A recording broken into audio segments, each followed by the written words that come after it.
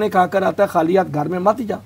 ये हमारे नबी के अखलाक है। तो अपनी बीवी के लिए, बच्चों के लिए ऐसा लेकर जा कि वो रास्ता तकें कि अब्बू आ गए, ये आ गए। जिस तरह मेरे ने बताया कि जब फोटू क्या होता है, ये तो नमूना हमारे पास पाक रसूल की जिंदगी का कि जब आप दूर सफर करते थे बेटी को गले लगा कर जाते हैं, जब सफर से वापस आते हैं तो गले मिल करते हैं।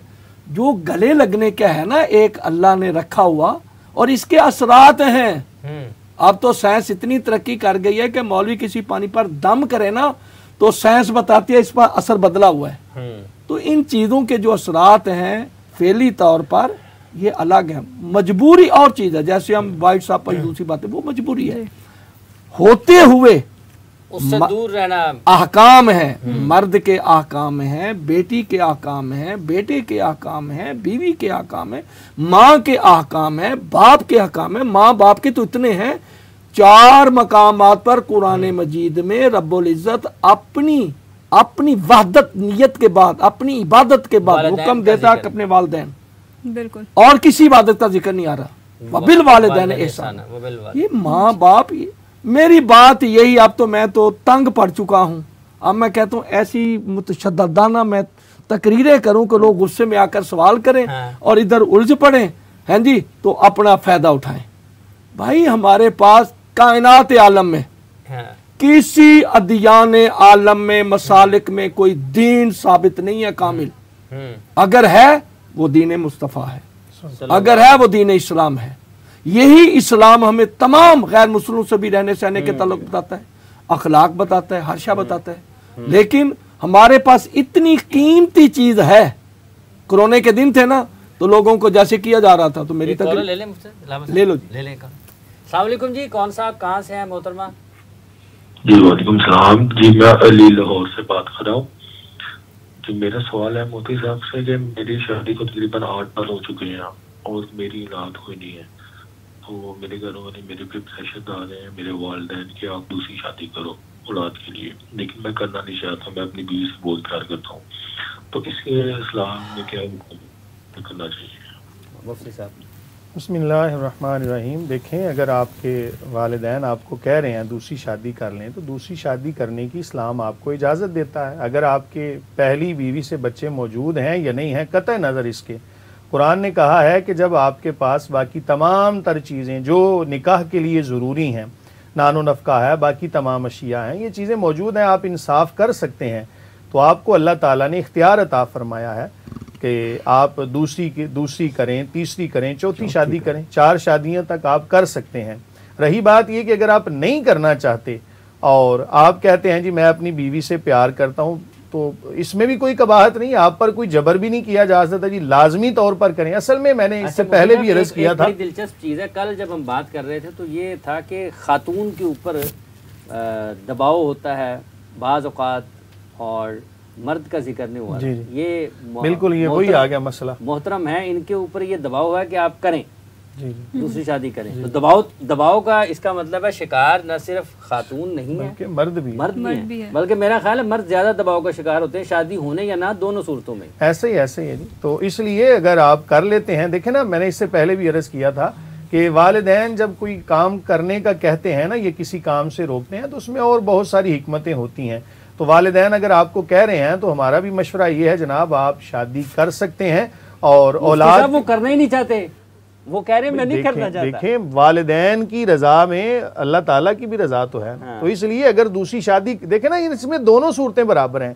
आप नहीं करना चाहते तो आप पर दबाव भी नहीं डालना चाहिए वालिदैन को कि लाजमी तौर पर आप करें। हो सकता है, देखें, ये बच्चा खुद जानता है अपने हवाले से कि मैं दूसरी बीवी को नहीं रख सकता, मेरे अंदर किसी भी लिहाज से कोई कमी है, चाहे वो जिस्मानी लिहाज से है, चाहे वो नानो नफ्का के लिहाज से, चाहे वो अखलाकियात के लिहाज से, चाहे आप आखिरत से डरते हुए। कह रहे हैं कि मेरी सबसे बड़ी ताकत ये है, कमजोरी ये है कि मैं अपनी बीवी से प्यार करता हूं, मैं उनसे उनकी जगह पर किसी और को नहीं लाना चाहता। देखें, ये तो कोई एतराज नहीं है, ये इसकी तो कोई असल है ही नहीं कि मैं अपनी बीवी से प्यार करता हूं और मैं दूसरी खातून नहीं लेके आना चाहता। ये तो इतना अर्ज कर देता हूँ। बात ये है कि मैं अपने अजीज को ये बताना चाहता हूँ, अल्लाह तुझे सलामत रखे। ये जो निकाह होता है ना बेटा, ये सिर्फ अयाशी के लिए नहीं होता। निकाह सिर्फ लज्जत के लिए नहीं होता। इसका मकसद मेरा ख्याल है कोई मुफ्ती ऐसा नहीं है जो नबी की ये 2 हदीसें ना पढ़ता हो निकाह में। बिस्मिल्लाहिर्रहमानिर्रहीम यानी मकसद बताया गया है, कुरान में भी बताया है और नबी की हदीस ने उसकी तशरीह की है। सूरह नूर में वानिकुल याम मिनकुम वस्सालिहीन मिन इबादिकुम व इमाइकुम इन यकूनु फुकरा युगनिमुल्लाह मिन फज़ली, तुम निकाह करो इनका। फ़कीर हो ना फ़कीर, तो अल्लाह ताला कहता है मैं उसे गनी कर दूँगा। गनी उसे कहते हैं जो किसी का मोहताज नहीं रहता। ये तो है कुरान की। अब इसी की तशरीह में हम जो जब इंसान की शादी हो तो उसका माइंड और होता है, शादी के बाद और हो जाता है।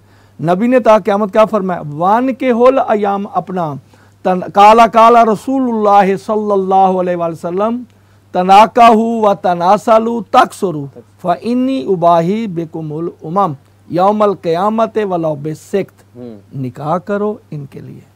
फिर आगे आ जाता है दूसरी हदीस, अन निकाहो मिन सुन्नती फमन रागिबा अन सुन्नती फलैसा मिन्नी, प्यार करो लाख करो। हम तो कहते हैं नबी के पास 9 थी, 11 थी, 12 थी, किसके ऊपर नबी ने डंडा उठाया, किसके साथ सख्ती की है, खुल्के अजीम का पैकर है वो तुम्हें नमूना भी बता रहा है। इसमें वालदैन की भी नाफरमानी नहीं है। अल्लाह ने जब तुझे खुद इख्तियार दिया है, जो जिस तरफ बार बार आपका प्यार जा रहा है कि कोई कमजोरी नजर आ रही है, बात यह है कि अल्लाह ताला हमसे क्या चाहता है। हमारे नबी अकरम ने क्या फरमाया शादी के बारे में, निकाह के बारे में, फिर तंबीह कर दी है कि जो इससे दूर होता है वो मेरी उम्मत से ही नहीं है। लिहाजा जनाब मरियम का एक जुमला था दुख अमीज, काश मैं ये दिन न दिन नासियम मनसिया है, मैं भूली बसरी हो जाती। औलाद जिंदा रखती है, औलाद जिंदा रखती है। जनाब जकरिया 1, जनाब इब्राहिम 2, ठीक है ना जी। और भी अंबिया के जिक्र हैं। जनाब याहिया, जनाब मैं अरबी नहीं पढ़ता, मैं फायदा उठा। जनाब याहिया यानी क्या कहते हैं मेरे अल्लाह, वो तो नबी है। नौज बिल्ला, ना उन्हें जहन्नम का खौफ है ना जन्नत का लालच है, वो तो अल्लाह की मासूम मखलूक है। लेकिन हमें क्या कह रहे हैं, लिहाजा जो तेरे वालदैन, तेरे बहन भाई, तेरा नानी नाना, दादी दादा सारे कह रहे हैं वो जो कुरान ने मकसद बताया, नबी ने बताया, उसकी तरफ है। जब इस्लाम तुम्हें 4 की इजाजत देता है, और नहीं जी मुझे तो अपनी बीवी से प्यार है, लिहाजा ये जो जुमला आ रहा है ना, ये काबिल गौर है, काबिल गौर है। बहुत बहुत शुक्रिया आपका। खान साहब आप तशरीफ लाए, अलामा साहब आप तशरीफ लाए, आपका बहुत बहुत शुक्रिया। मुफ्ती साहब आप तशरीफ लाए, कारी साहब आप तशरीफ लाए। एक जुमला खुरम साहब का, वो चूंकि आपने इतराज़ किया था कि जिस तरह मगरिब में होता है ना कि मर्द व ख़वातीन जो हैं अगर तलाक हो जाए, अलहदगी हो जाए तो उसके बाद वो मिलते जुलते रहते हैं। असल में ना उनका तो दीन इस्लाम से, शरीयत से, कानून से कोई ताल्लुक़ नहीं है।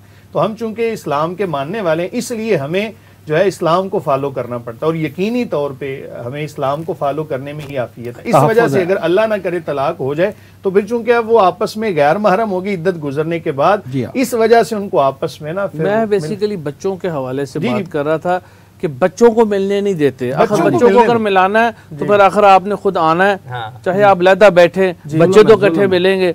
वो फिर ना वो इसी जंग, अपनी जंग की वजह से बच्चों को भी नहीं मिलने देंगे। अगर आप खुद नहीं होंगे तो बच्चों को भी नहीं मिला सकेंगे। बहुत बहुत शुक्रिया आपका मुफ्ती साहब, कारी साहब और तमाम मेहमानों का, तमाम देखने वालों को भी बहुत बहुत शुक्रिया। जितने भी लोग हमें इस वक्त देख रहे थे, आप सब लोगों को बहुत बहुत शुक्रिया। प्रोग्राम का वक्त खत्म हुआ चाहता है हाफिज़ इमरान को और मुक़द्दस को और अपने मेहमानों को और ये मुफ्ती ऑनलाइन की पूरी